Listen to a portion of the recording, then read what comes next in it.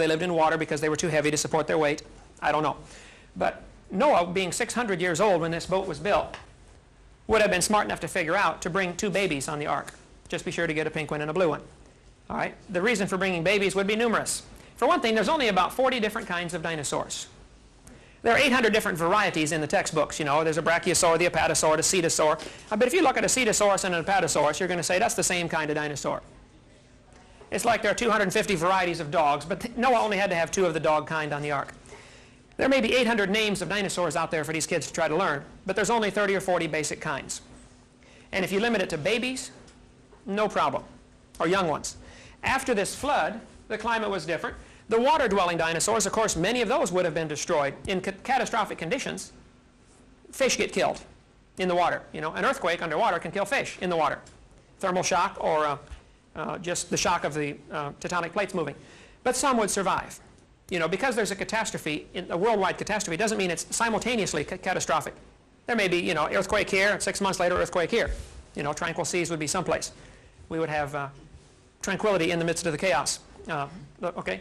So Noah happened to be in those spots with his ark floating. As part of your theory, did you say that there have been no new species created since the creation?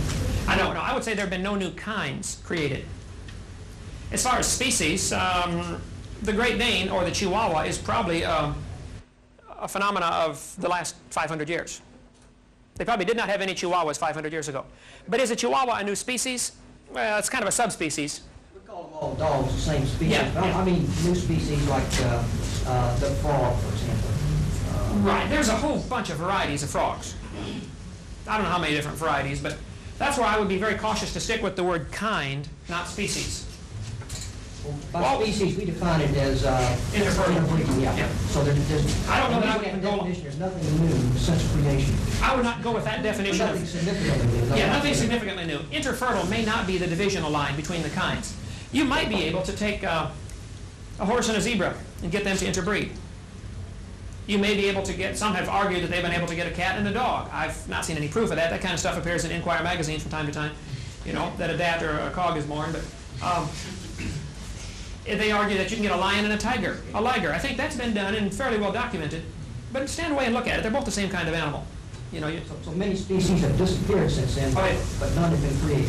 None have evolved since then. Many species have disappeared, and some complete kinds may have disappeared. Probably the Tyrannosaurus rex. I would say, within the first few thousand years, if you could kill a T-Rex, you would be a hero. They'd tell stories about you around the campfire. And the story gets blown out of proportion with the telling of it, and pretty soon he's got, you know, breathing fire and flying around and, you know, big as a mountain. But I think the basis of the story was in historical fact. They were killing off dinosaurs. The Bible doesn't mention dinosaurs. Oh, that's true. Does it really? In the book of Job. Have a reference? Oh, yeah. Job is right in the center of the Bible, just before the book of Psalms. Job chapter 40 and verse number 15 talks about behemoth.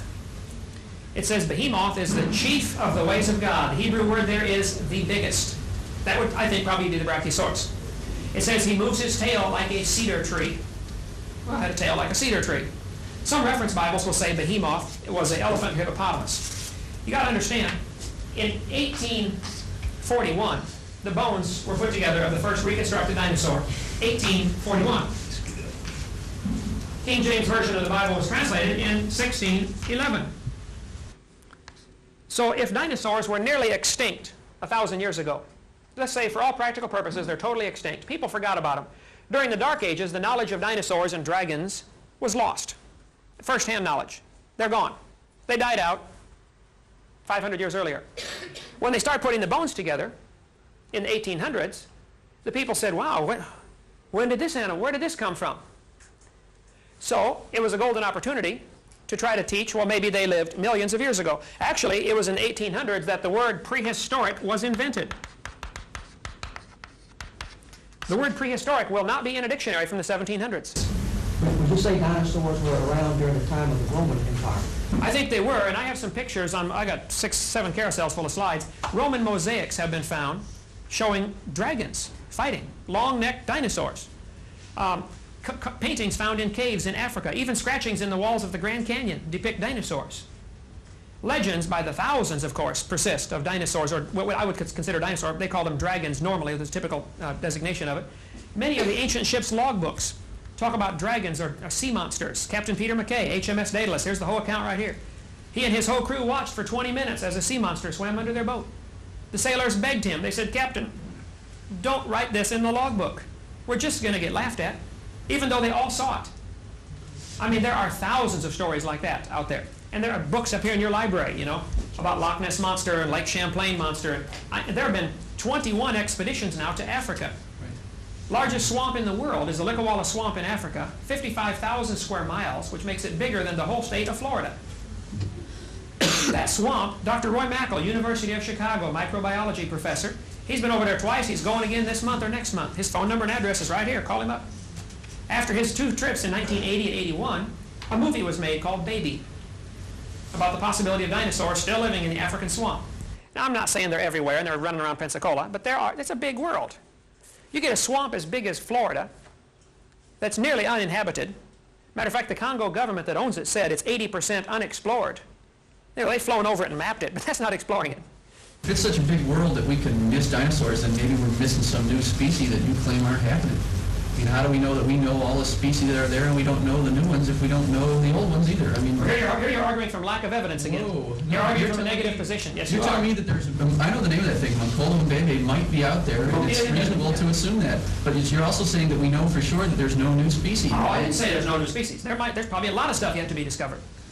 You said there haven't been any new species since the flood. You told me There that. haven't been any new kinds, would be my argument. What is a kind? That's a nebulous term. What is a species, for that matter? Nobody's got a good definition of species What is a either. great definition of species? You'll be the first one to know it. You look it up. Everybody's got it in the back. Look it up in the little anthropology book there. It's got a definition of You species. get 50 different anthropologists or biologists to define the word species. You come up with 50 different definitions. Gee, the only one I've ever heard is that it's an interbreeding population. That's the only one I've ever heard. It's the only one I've ever heard. Is a Chihuahua and a Great Dane the same species? Sure. Yes. They're listed as the same species. You look at them, they are. Okay, but I would be cautious about, from my standpoint, of using the word species. I'm going to stick with the word kind, which may be something more like family. I think a dog and a coyote. Is a dog and a coyote the same species? No, same genus though. Are they interfertile? Sure. Well, why aren't they the same species? Your definition says they're They don't interfertile. have to be. It's an interbreeding population. If they start to interbreed, if you had 300 dogs and 300 coyotes and put them on an island for 6 months, you got it. That's your population right there. So your definition of species is flexible then? No, it's not. It's an interbreeding population. That's the definition. Well, the Depends on dogs, what- it the depends on dogs what in animal. Florida are not interbreeding with the dogs in Hawaii right now. They can though, Yeah, but they're not.